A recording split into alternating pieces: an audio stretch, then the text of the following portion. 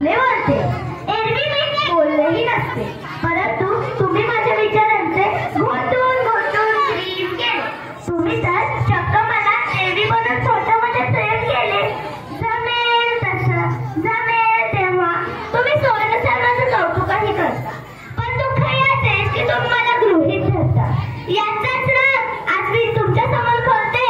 होय, मी सावित्री ज्योतिबा फुले बोलते.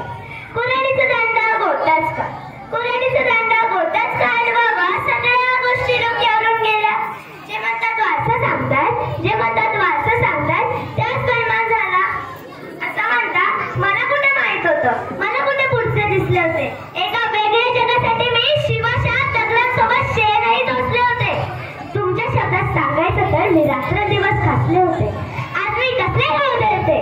होय, मी सावित्री ज्योतिबा फुले बोलते. होय, मी सावित्री ज्योतिबा फुले बोलते. आम्ही तुमच्यासाठी शाळा काढली, ही कोणती उपकाराची भाषा नाही. आम्ही तुमच्यासाठी शाळा काढली, ही कोणती उपकाराची भाषा नाही. आजच्या सभासदांसारखं बँड वाजवता नाही. मी विसरून गेले होते की आम्ही कोणकोणत्या वेळी फसवले आहेत, आम्ही कोणकोणत्या वेळी फसवले आहेत. हल्ली मात्र तुम्ही आमच्या आत्मविश्वासाला डिवचले आहे. म्हणूनच या सर्व गोष्टी आज मी तुमच्या घराकडे घालते. होय, मी सावित्री ज्योतिबा फुले बोलते. माय माऊली नॉलेटी बाईंना तुम्ही शिकल्यात, सवरल्यात, पण माझा वारसा सांगून तुम्ही तुमच्या स्वार्थासाठी राबत आहात. तुम्ही गर्भातल्या सावित्रीचा गळा गर्भातच दाबत आहात. म्हणूनच तुमच्या संतापापुढे आज मी ढिबळपणे बोलते. होय, मी सावित्री ज्योतिबा फुले बोलते.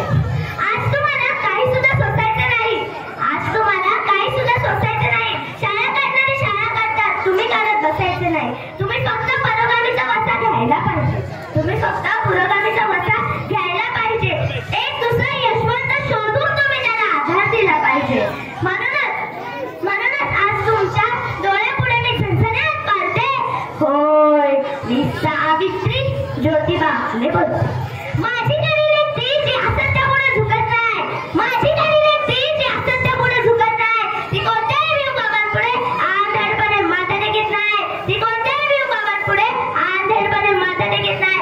आमच्याच मातीत आमच्याच लोकांकडून तुझा भाव बघावा लागला. आमच्याच मातीत आमच्याच लोकांकडून तुझा भाव बघावा लागला. माझा फोटो लावण्यासाठी सरकारी जिआर काढावा लागला. आपल्या सोयीचं नसलं की विचार कवडी करणारा होतो. समाजासाठी काय करावं म्हटलंय की आपल्या पोटात गोळायचं. ज्योतिबा शिवाय सावित्री शिवाय ज्योतिबा. एकटे दुकटे नेते कधी येणार नाही. विचारांची ही गोटी आपल्या सुनांना लागावी. म्हणूनच आज मी बोलते. होय,